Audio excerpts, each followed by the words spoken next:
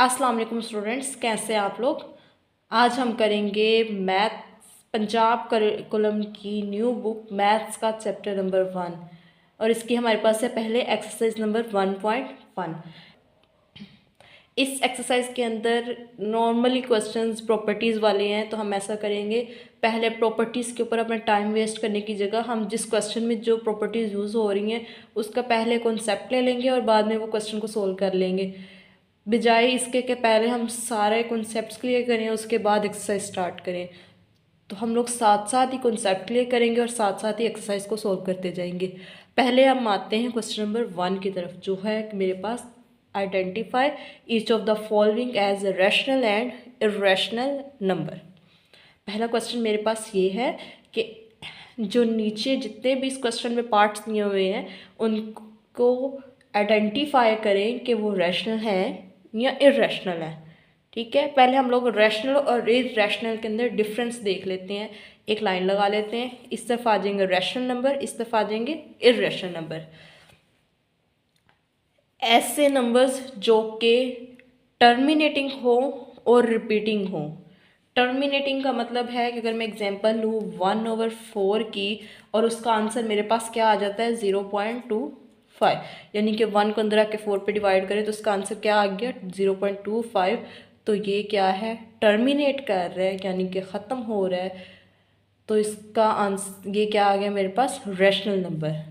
अगर मेरे पास एक आंसर हो इस फॉर्म में 1/3 जिसका आंसर हो 0.3333 एंड सो ऑन, ये आ गया रिपीटिंग, तो ये क्या बन जाएगा मेरे पास रैशनल नंबर।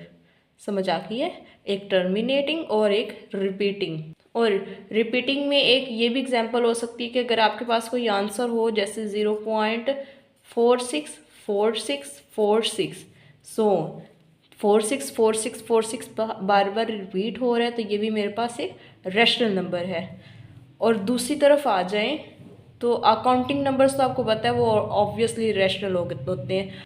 इर्रेशनल नंबर्स में देखें, अगर मैं एग्जांपल लूँ 22/7, तो इसका आंसर मेरे पास क्या आएगा 3.14287142 सो ऑन, कंटिन्यूसली चलता जा रहा है। लेकिन इसमें एक चीज़ देखें, इसमें बार बार वैल्यू चेंज हो रही है। 1 के बाद 4 आ रहा है, 4 के बाद 2 आ रहा है, 8 आ रहा है, 7 आ रहा है, फिर 1 आ रहा है। मतलब ये नॉन टर्मिनेटिंग है यानी कि टर्मिनेट नहीं कर रहा, और नॉन रिपीटिंग है यानी कि कोई भी वैल्यू इसमें रिपीट नहीं हो रही। तो ये क्या आ गई मेरे पास इर्रेशनल नंबर्स। और दूसरा, इसमें जितने सिंबल्स होते हैं, जैसे आप पाई की वैल्यू ये यूज़ करते हैं लेकिन रियल में ये पाई की वैल्यू नहीं है, पाई की वैल्यू ये है। कुछ भी अंडर रूट के अंदर लिखा हो जो कि कम्प्लीटली किसी नंबर का स्क्वायर ना हो, जैसे 2, √3, √5, ये सारे क्या हैं इर्रेशनल नंबर्स। समझ आ गई है। और कोई भी जो सिंबल है जैसे पाई, ई, एक्सपोनेंट के लिए ई यूज़ होता है ना, जितने सिंबल्स होते हैं वो सारे हमारे पास क्या होते हैं इर्रेशनल नंबर्स। समझ आ गई है। अगर मैं इसके पार्ट 1 की तरफ आऊँ तो पार्ट 1 में मेरे पास है 2.353535। अभी मैंने ऊपर रैशनल नंबर की एग्जांपल की थी कि 464646 रिपीट हो रहा है। तो मेरे पास ये क्या इसका आंसर आएगा कि मेरे पास क्या है, एक तो इसका आंसर ख़त्म हो रहा है, ये टर्मिनेटिंग भी है, is a terminating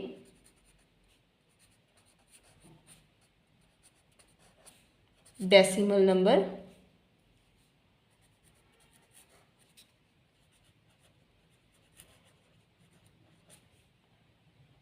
therefore it is rational।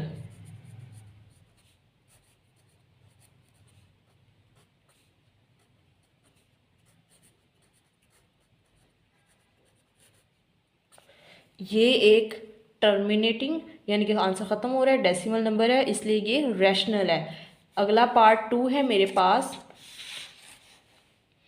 कि 0.6 बार, 6 बार का मतलब होता है ये वैल्यू है 0.666 चलती जा रही है। रिपीट हो रहा है, तो ये भी मेरे पास क्या आ गया, एक तो ये नॉन टर्मिनेटिंग है और दूसरा रेकरिंग है, तो ये मेरे पास क्या है, रैशनल है।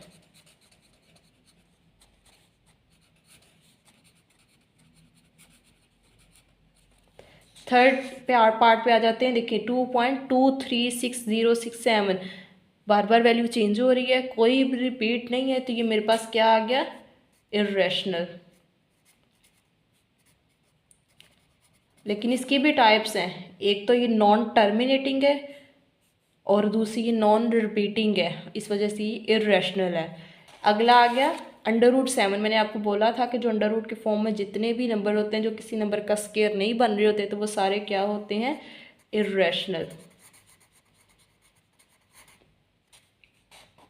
अगला ई एक्सपोनेंट, ये भी मेरे पास क्या आ गया, इर्रेशनल।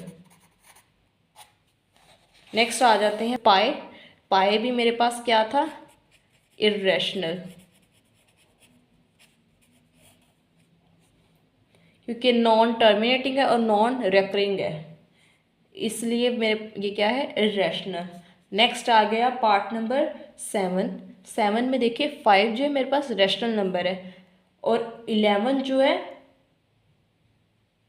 मेरे पास एक इर्रेशनल नंबर है। तो अगर एक रैशनल हो और दूसरा इर्रेशनल हो, इन दोनों का सम भी इर्रेशनल ही होता है, कभी भी ये रैशनल नहीं होगा। नेक्स्ट आ गया दोनों ही इर्रेशनल है, कि दोनों का इर्रेशनल का सम भी मेरे पास इर्रेशनल ही होता है। नेक्स्ट आ गया 15/4। तो 15/4 मेरे पास क्या है, एक रैशनल नंबर है, क्योंकि ये P/Q की फॉर्म में है। नेक्स्ट आ गया 2 माइनस √2, 2 प्लस √2। ये मेरे पास कॉन्जुगेट सॉर्ट्स हैं, यानी कि इधर माइनस का साइन है, इधर प्लस का साइन है और दोनों तरफ वैल्यू सेम है, तो ये क्या होगी, रैशनल। अगर आप लोग इस तरह समझ नहीं आ रही तो मैं इसको सोल्व करके बता देती हूँ। आपने एक फॉर्मूला पढ़ा हुआ है कि अगर a माइनस बी हो और a प्लस बी हो तो वो इक्वल होता है a² माइनस b²। किया हुआ है नहीं ये फॉर्मूला। तो मेरे पास a क्या है 2 और b क्या है √2। तो मैं क्या करूँगी, 2 का स्क्वायर माइनस √2 का स्क्वायर, स्क्वायर अंडर रूट से कट गया, तो ये 2 का स्क्वायर क्या आ गया 4, माइनस स्क्वायर अंडर रूट से कट गया 2, तो 2 4 में से 2 निकाले तो 2 आंसर आ गया। तो ये मेरे पास क्या आ गया, रैशनल नंबर। पार्ट 1 कंप्लीट हो गया। नेक्स्ट आते हैं हम पार्ट नंबर 2 की तरफ। Represent the following numbers on number line. पहला हमें दिया हुआ है √2। √2 को क्या करेंगे, कैलकुलेटर के साथ √2 की वैल्यू निकालेंगे, जो कि अप्रोक्सीमेटली इक्वल आ जाती है 1.414 के। तो आप लोगों को नंबर लाइन ड्रा करनी आती है, आप लोगों ने नंबर लाइन ड्रा कर ली। उसके बाद पॉइंट से पहले क्या है 1, मतलब 1 से पहले 1 पे रख के हम लोग इसका एंगल ड्रा करेंगे। नंबर लाइन ड्रा कर ली है, नंबर लाइन के ऊपर 1 के ऊपर रख के मैंने क्या करना है, 90 का एंगल ड्रा करना है। ये क्रॉस को, सेंटर वाला जो क्रॉस आ रहा है उसको इस पॉइंट के ऊपर रखना है, और ये जो नीचे बेस लाइन है डी की, उसको इस लाइन के ऊपर रख के प्रॉपर 90 का एंगल बनाना है। ये बन गया, यहाँ डॉट लगाया और इस लाइन को स्ट्रेट कर दिया।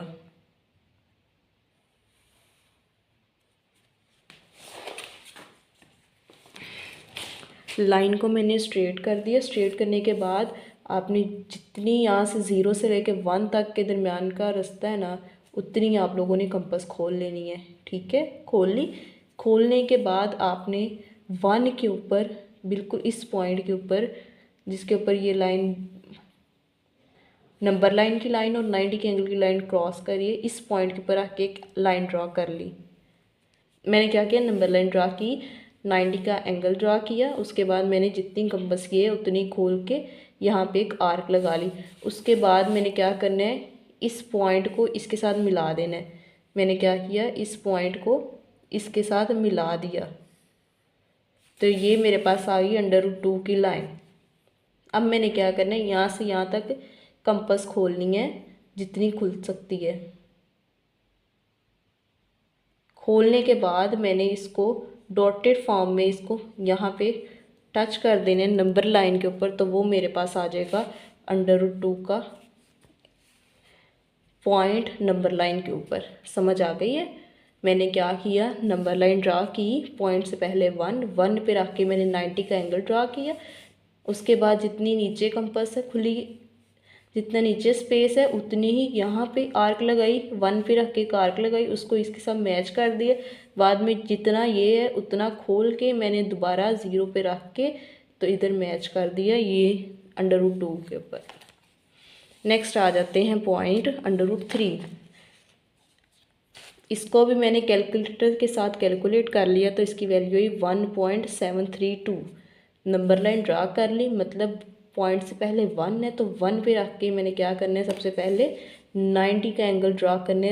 1 पॉइंट जैसे आप हमने √2 के लिए ड्रा किया है एंगल, इतना फ़िलहाल हम लोग ड्रा करते हैं, उसके बाद आगे देखते हैं।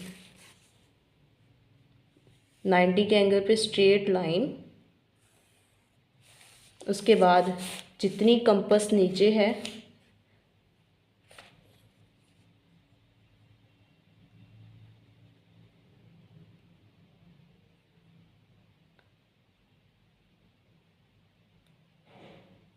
उतनी ही मैंने यहाँ पे रख के आर्क लगानी है। जितनी नीचे स्पेस है उतनी ही इधर आर्क लगानी है। आर्क लगाने के बाद इसको मैंने सीधा मैच कर देना है इस पॉइंट को इस पॉइंट के साथ। जैसे हम लोगों ने √2 का पीछे किया वैसे ही सेम √2 का। मेरे पास सब ये हो गया √2 का कंस्ट्रक्ट। मुझे चाहिए √3 का, तो मैं क्या करूँगी, मैं इतनी ही कंपास खोलूँगी जैसे √2 का पॉइंट हम लोगों ने नंबर लाइन पे ड्रा किया था, उसी तरह हम लोग पहले √2 का पॉइंट नंबर लाइन पे ड्रा कर लेते हैं। डॉटेड के साथ आए, ये लाइन बनी, ये बनी √2 की लाइन। अब इस लाइन के ऊपर, इस पॉइंट के ऊपर रख के डी को मैं इधर स्ट्रेट 90 का एंगल ड्रा करती हूँ। ये नज़र आ रहा है ना जैसे वो पॉइंट।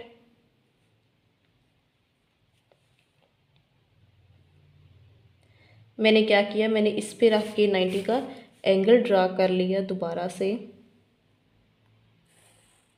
जब ये एंगल ड्रा हो गया तो जितनी कंपास मैंने इधर इतनी खोली थी ना, यहाँ से यहाँ तक, यहाँ से यहाँ तक मैंने जितनी कंपास खोली थी 0 से 1 तक, उतनी ही खोल के दोबारा से मैंने इस पॉइंट पे रख के यहाँ आर्क लगानी है।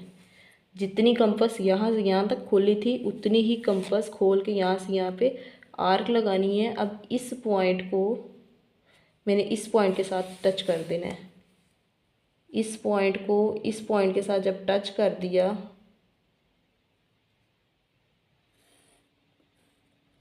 ठीक है, अब मुझे इतनी ही कंपास खोलनी है यहाँ से यहाँ तक। समझ आ गई है? यहाँ से यहाँ तक कंपास खोल के मैंने इसको डॉटेड में आगे करते आना है। तो ये नंबर लाइन के ऊपर जो ये वाला मेरे पास पॉइंट आया है ना, यह है √3 का। समझ आ गई है? मैंने क्या किया, पहले मैंने 1 पे रख के एक लाइन ड्रा की 90 की। उसके बाद जितनी नीचे खुली जगह है, यानी कि जितनी स्पेस नीचे है उतनी ही कंपास खोल के मैंने यहाँ पे रख के एक यहाँ आर्क लगाई। इसको मैंने मैच कर दिया। उसके बाद जितनी ये कंपास है यहाँ से यहाँ तक, यहाँ से लेके यहाँ तक कंपास खोल के मैंने डॉटेड में ये निशान लगा दिया। जहाँ पे ये पॉइंट लगा था ये मेरे पास था √2, लेकिन क्वेश्चन में था √3, तो मैंने इस पॉइंट पे रख के दोबारा 90 का एंगल ड्रा किया। 90 का एंगल ड्रा करने के बाद जितनी कंपास ये थी ना हमारे पास, उतना ही मैंने यहाँ पे रख के आर्क लगाई। आर्क लगाने के बाद इस पॉइंट को मैंने इसके साथ मैच कर दिया। मैच करने के बाद मैंने इतनी कंपास यहाँ से यहाँ तक की कंपास खोली। पहले मैंने यहाँ से यहाँ तक की खोली तो वो √2 की थी। अब यहाँ से यहाँ तक की खोलूँगी तो मेरे पास आ जाएगी √3 की। तो मैं इसको बड़ा करती जाऊँगी, मैच कर दूँगी √3 के ऊपर, तो ये मेरे पास √3 का पॉइंट आ जाएगा। नेक्स्ट आ जाते हैं पार्ट नंबर 3 की तरफ। इसमें एक चीज़ देखें, क्वेश्चन नंबर 3 में क्वेश्चन है 4 1/3। इसमें देखें सिंपल क्या है, 4 मतलब ये 4 से आगे जाएगा पॉइंट। 4 और 5 के दरमियान में लाई करेगा। अब देखें, फोर्थ का तो समझ आ गई, 4 और 5 के दरमियान, यानी कि 4 से शुरू के अगले पॉइंट तक जाएगा। अगला है 1/3 है, मतलब है कि जो 3 नीचे वाला है ना, इस हिस्से को 3 इक्वल स्पेसिस में कन्वर्ट करना है। लाइन्स 2 आएंगी, स्पेसिस कितनी बनेंगी, एक स्पेस, दूसरी स्पेस और तीसरी स्पेस। जितना नीचे नंबर है उतनी अंदर स्पेसिस बनेंगी। तो ऊपर क्या है 1, तो मतलब ये 4 के बाद जो पहली लाइन आ रही है उस पर ये हमारे पास पॉइंट बनेगा। समझ आ गई है? नंबर लाइन ड्रा की, नंबर लाइन ड्रा करने के बाद पॉइंट 4 और 5 के ऊपर 5 के दरमियान 3 स्पेसिस लगाई और फर्स्ट वाले पे पॉइंट बन गया। नेक्स्ट आते हैं पार्ट नंबर 4 की तरफ। पार्ट नंबर 4 है -2 1/7। सेम वही प्रोसीजर है, -2 है मतलब ये -2 से लेके अगले पॉइंट तक जाएगी, -2 और -3 के दरमियान बनेगी। फिर आ गया 1/7। नीचे वाले 7 का मतलब है इसके अंदर 7 स्पेसिस आएंगी, यानी कि 6 लाइन्स आएंगी, 1 2 3 4 5 और 6 लाइन्स आ गई और अंदर खाली जगह कितनी है, 1 2 3 4 5 6 और 7 खाली जगह और 6 लाइन्स हैं। तो मेरे पास ये पॉइंट ऊपर 1 है, तो मतलब -2 के बाद जो फर्स्ट लाइन है उधर जो ये पॉइंट बनेगा -2 1/7 का। समझ आ गई है पॉइंट? अब नेक्स्ट वाले में देखें, इसमें आपको जैसे पिछले वाले में इस तरह, अगले वाले में 2 है, इस तरह कोई नंबर नहीं दिया हुआ। जब कोई नंबर नहीं दिया मतलब ये 0 और उसके अगले नंबर 1 के दरमियान ये बननी है। अगर ये नेगेटिव होता तो इस साइड पे चला जाना था, ये पॉजिटिव है तो ये पॉजिटिव साइड पे गया। अब देखें 8 है, नीचे कितनी लाइंस लगेंगी, 1 2 3 4 5 6 एंड 7 लाइंस लगेंगी और अंदर स्पेसिस कितनी है, 1 2 3 4 5 6 7 और 8 स्पेसिस हैं। अब देखिए ऊपर 5 है, मतलब ये 5वें नंबर पे लाइन, 1 2 3 4 एंड 5, जो 5 नंबर पे लाइन है वहाँ जाके ये पॉइंट बन जाएगा 5/8 का। समझ आ गई है? नेक्स्ट आते हैं 6 पॉइंट की तरफ। वो क्या है, वो है 2 3/4, मतलब 2 और 3 के दरमियान बनेगा। 2 से स्टार्ट होकर उससे अगले नंबर तक जाएगा। नीचे क्या है 4, तो 4 का मतलब है इसकी 4 स्पेसिस बनेंगी। कितनी लाइन्स आएंगी, 3 1 2 3 और 4 स्पेसिस बनेंगी। ऊपर क्या है 3, तो थर्ड लाइन पे जाके 1 2 और थर्ड लाइन पे जाके ये बन जाएगा 2 3/4। समझ आ गई इस क्वेश्चन की? आते हैं नेक्स्ट पार्ट की तरफ। नेक्स्ट है क्वेश्चन नंबर 3 मेरे पास, उसमें है express the following as rational number P/Q where P and Q are integers and Q not equal to 0। यानी कि जो नीचे वाला डिजिट है वो Q के इक्वल नहीं, 0 के इक्वल नहीं हो सकता कभी भी। ठीक है, इसका पार्ट 1 है 0.4 बार। इसको फर्स्टली हम लोग कोई भी नाम दे देते हैं, let x is equal to 0.4। आप x की जगह पे y z कुछ भी दे सकते हैं, आपकी अपनी मर्जी है। मैंने x दे दिया। अब बार का मतलब क्या होता है कि 4 कंटिन्यूसली चलता जा रहा है।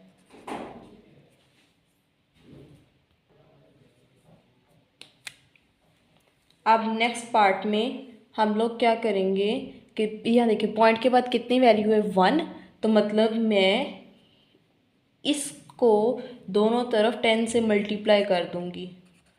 यानी कि इक्वेशन नंबर 1 को मैंने 10 के साथ दोनों तरफ मल्टीप्लाई कर देना, तो ये क्या बन जाएगा, 10x is equal to 10 into 0.44444 so on.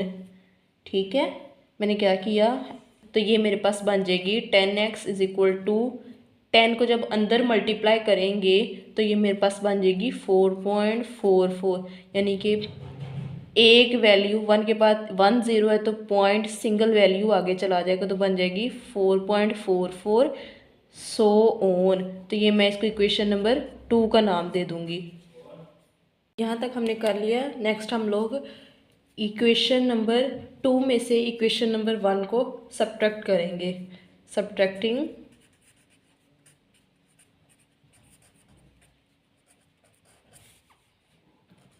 Equation number 1 from equation number 2। Equation number 2 में से इक्वेशन नंबर 1 को जब माइनस करेंगे तो इक्वेशन 2 में इधर देखें 10x है, इधर हम लिख लेंगे 10x। इधर इक्वेशन नंबर 1 में इस साइड पे क्या है, लेफ्ट साइड पे x माइनस कर दिया दूसरी तरफ। इक्वेशन नंबर 2 में राइट साइड पे क्या है 4.444 so on minus equation number 1 में यहाँ क्या है 0.444 सो ऑन।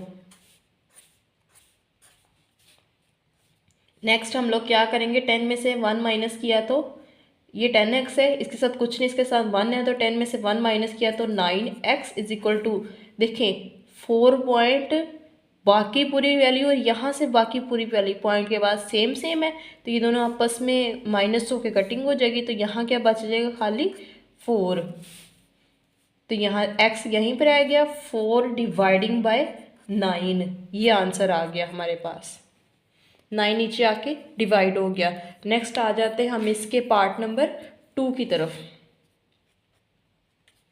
0.37 का बार, इसमें हम वही प्रोसीजर करेंगे, वही सेम स्टेप्स करेंगे। लेट कर लिया हम लोगों ने x is equal to 0.37, x एक वेरिएबल का नाम दे दिया इसे। नेक्स्ट स्टेप में हम क्या करेंगे, x is equal to 0.373737 so on, इसको नाम दे दिया मैंने इक्वेशन नंबर 1 का। उसको मल्टीप्लाई करेंगे, अब मल्टीप्लाई बोथ साइड बाय 100। मैंने ऊपर भी बताया था अगर पॉइंट के बाद 1 वैल्यू हो तो 10 से मल्टीप्लाई करना है, और अगर पॉइंट के बाद 2 वैल्यूज़ हो तो 100 से। मैं दोनों तरफ 100 से मल्टीप्लाई करूँगी। जब इस तरफ 100 से मल्टीप्लाई करूँगी तो क्या बनेगा 100x is equal to 100 into 0.373737 so on. जब ये अंदर जाके मल्टीप्लाई होगा तो क्या बन जाएगा 100 जब अंदर जाके मल्टीप्लाई हुआ तो 1 के बाद कितने जीरो है 2 0, मतलब पॉइंट 2 वैल्यूज़ आगे चला गया, तो क्या बन जाएगा 37.3737 सो ऑन। जब 100 अंदर जाके मल्टीप्लाई हुआ तो ये पॉइंट यहाँ से जाके यहाँ पे हो जाएगा, ठीक है, शिफ्ट हो जाएगा अपनी जगह से। ये आ गई मेरे पास इक्वेशन नंबर 2। सेम वही प्रोसीजर करने आ गए, सब्ट्रैक्टिंग इक्वेशन 1 फ्रॉम इक्वेशन 2, तो आ जाएगा 100x। लेफ्ट हैंड साइड पे 100x है, इधर लेफ्ट हैंड साइड पे सिंपल x है तो माइनस x इक्वल इस साइड पे क्या है 37.3737 सो ऑन माइनस ऊपर क्या है 0.373737 सो ऑन। इसको अब यहाँ पे हम माइनस करेंगे तो 100 में से x माइनस किया तो क्या आया 99x इज इक्वल टू, देखिए पॉइंट के बाद भी वही सेम वैल्यू है, यहाँ भी पॉइंट के बाद सेम वैल्यू है, तो ये आपस में दोनों ख़त्म हो जाएंगी माइनस होने के बाद। तो पॉइंट से पहले क्या 37 में से 0 माइनस किया तो खाली 37, x यहीं पे रह गया 37/99 आंसर आ गया। पार्ट 2 भी हमारा यहाँ पे कंप्लीट हो गया। नेक्स्ट आते हैं पार्ट 3 की तरफ। सेम पार्ट 2 की तरह होने हैं वो, इन्हीं स्टेप्स पे सेम इसी तरह। पार्ट 3 में वही 0.21, इसको लेट कर लेंगे हम लोग, x का नाम दे दिया 0.21 बार, तो x इज इक्वल टू आ जाएगा 0.212121 सो ऑन। इसको अब हम मल्टीप्लाई कर देंगे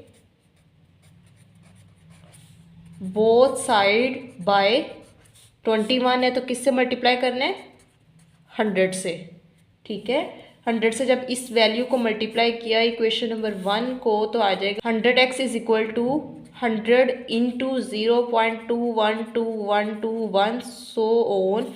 जब मल्टीप्लाई हुआ तो क्या बन गया 100x इज इक्वल टू 100 अंदर जाके मल्टीप्लाई हुआ तो 21.2121 सो ऑन। ये आ गई क्वेश्चन नंबर 2। नेक्स्ट हम लोगों ने क्या करना है, इक्वेशन नंबर 2 सब्ट्रैक्ट करनी है। 2 में से इक्वेशन नंबर 1 को सब्ट्रैक्ट करना है, तो मैं लिखूंगी सब्ट्रैक्टिंग इक्वेशन 1 फ्रॉम इक्वेशन 2। तो मैंने क्या करना है, 100x लेफ्ट हैंड साइड का, इसमें से इसको माइनस किया तो x आ गया इज इक्वल टू ये वाली वैल्यू में से ये वाली वैल्यू माइनस करनी है, तो आ जाएगा 21.2121 so on minus 0.2121 so on.